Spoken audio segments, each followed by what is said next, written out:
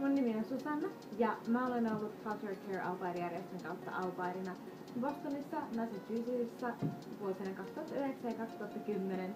Ja siellä mä olin au pairina yksinhuoltaja äidin luona 2 lapselle. Meillä oli 3-vuotias poika ja 5-vuotias tyttö ja sen lisäksi meillä oli aivan ihana kissa siellä. Mun au pair-vuoden aikana työn tekemisen lisäksi tietenkin mä matkustin itärannikolta länsirannikolle ja senkin mä tein mun ystävien kanssa, jota mä sain mun au pair-vuoden aikana.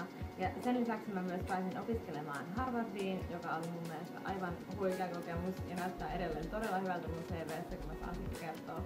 Ja sen lisäksi kaikki ne kokemukset perheen kanssa on tuonut mulle paljon enemmän semmoista itsevarmuutta ja ymmärrystä siitä, että miten erilaisia tilanteita ihmisillä on ja miten ketään ei kumminkaan saa tuomita.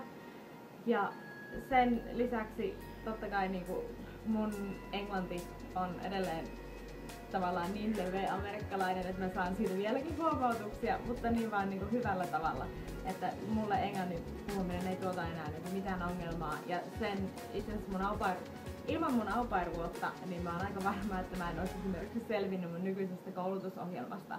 Ja se on mun opiskelusta tehnyt helpompaa, se on tehnyt siitä helpompaa, että mä pystyn lähteä maailmalle paljon helpommin, tekemään töitä, matkusteleen, ihan mitä vaan, niin mulla on semmoinen uusi itsevarmuus.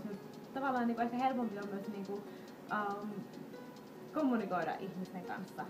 Ja sen lisäksi edelleen, koska mun vuosi oli niin mahtava, niin mä teen nytten haastattelijana töitä Culture Care Au Pair-järjestölle. Ja se, että mä saan sitten tavallaan auttaa muita saamaan sen saman hienon kokemuksen, mikä mulla oli, ja on mulle tosi tärkeetä.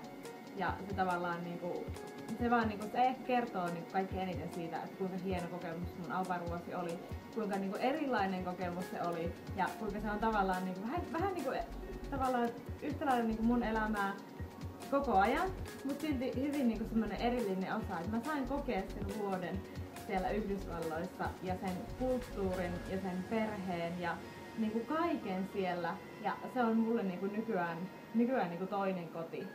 Että mä oon käynyt siellä kerran sen jälkeen ja silloin kun me saavuttiin bussilla Bostoniin, niin mun teki ihan oikeesti mieli itkeä siinä vaiheessa, koska mä niin rakastuin siihen kulttuuriin ja siihen kaupunkiin.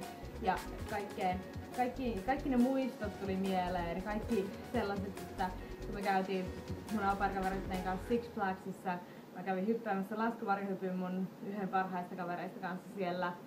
Ja siis kaikki ne semmoiset asiat, mitä mä kuvittelin, että tapahtuu vaan elokuvissa, niin sitten ne tapahtuikin mulle. Niin sen takia mä suosittelisin aivan kaikille, joita vähänkään mietityttää se, että haluaisiko ne ehkä lähteä au pairiksi tai ehkä lähteä Yhdysvaltoihin, niin sinne kannattaa lähteä. Et se ei oo mistään pois.